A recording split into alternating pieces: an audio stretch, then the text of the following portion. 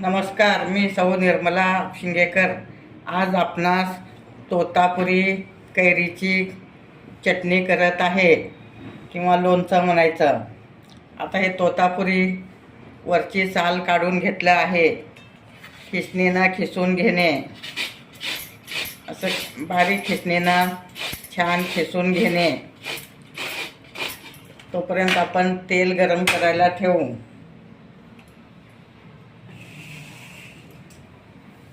ही चटणी खूप चविष्ट लागते. आता बाजारात कैऱ्या भरपूर येत आहेत.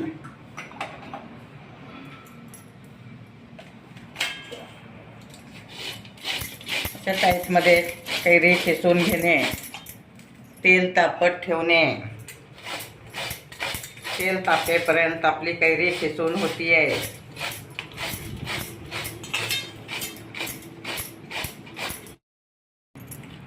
आता आपली कैरी खिसून झाली आहे, तुम्ही पाहू शकता. अशा टाईपमध्ये खिसून घेणे. तोतापुरीची चटणी केल्यामुळे त्याला जास्त आंबट नसतं, खायला छान लागतं. भाकरीबरोबर खाऊ शकता तुम्ही, चपातीबरोबर खाऊ शकता. आता ह्याच्यावर मी मीठ घालत आहे. चवीपुरतं मीठ घालणे.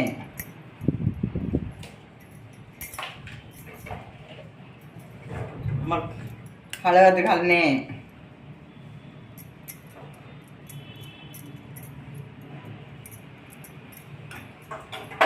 आता मिरची घालणे.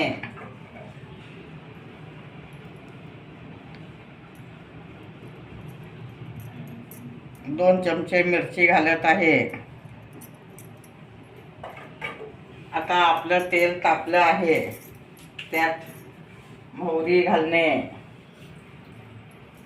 आणि थोडे जिरे घालणे.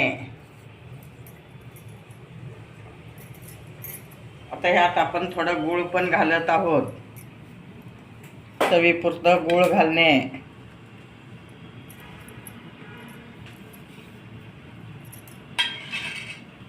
आता जिरे मोहरी छान तडतडायला लागले आहेत. अगदी झटपट होणारी रेसिपी आहे.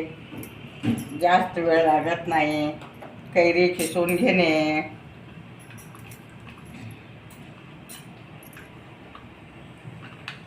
तुम्ही पाहू शकता. आपले जिरे लाल झाले आहेत, छान तडतडायला लागले आहेत.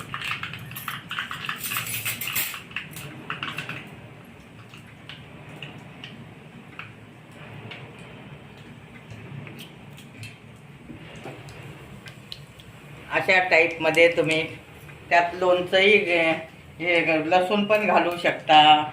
तुम्हाला जर आवडत असेल तर लसूण घालू शकता. आता मी काही लसूण घालत नाही, जिरे मोहरी घालत आहे. आता आपले जिरे लाल झालेले आहेत. गॅस बंद करणे.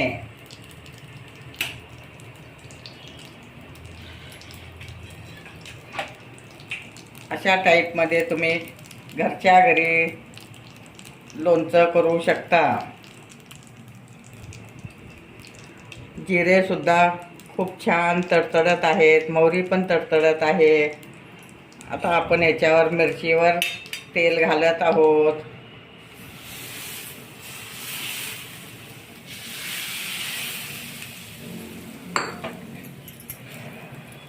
छान असं कालवून घेणे. अगदी कलर पण छान आला आहे.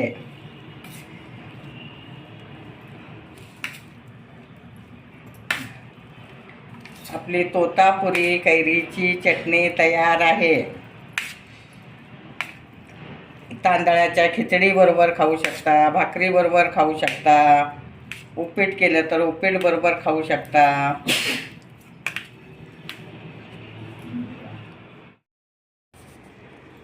भेळीत सुद्धा ही चटणी तुम्ही घालू शकता.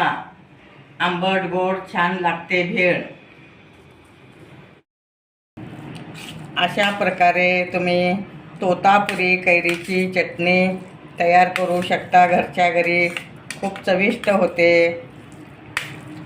मुगाच्या खिचडीसोबत खाऊ शकता, तांदळाच्या खिचडीसोबत, परत भाकरीसोबत, चपातीसोबत, उपीटसोबतसुद्धा खूप छान चविष्ट लागते. आता आपण ह्या भांड्यात घालत आहोत. अगदी कमी खर्चात आणि कमी वेळेत ही चटणी करू शकता. अशा टाईपमध्ये तुम्ही सुद्धा घरच्या घरी करून पाहू शकता.